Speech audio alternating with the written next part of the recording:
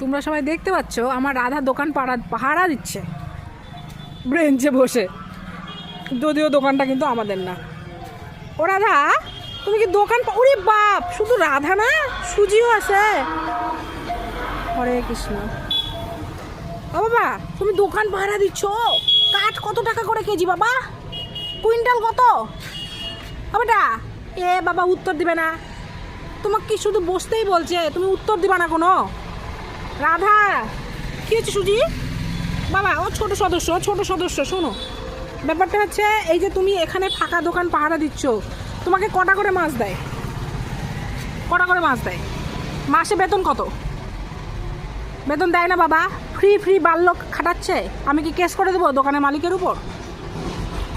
তোমরা যে এই যে দুই ভাই বোনে মিলে এত সুন্দর দোকান সামলাচ্ছ, এই যে দোকান কিন্তু আমাদের ফাঁকা, দোকানের মালিক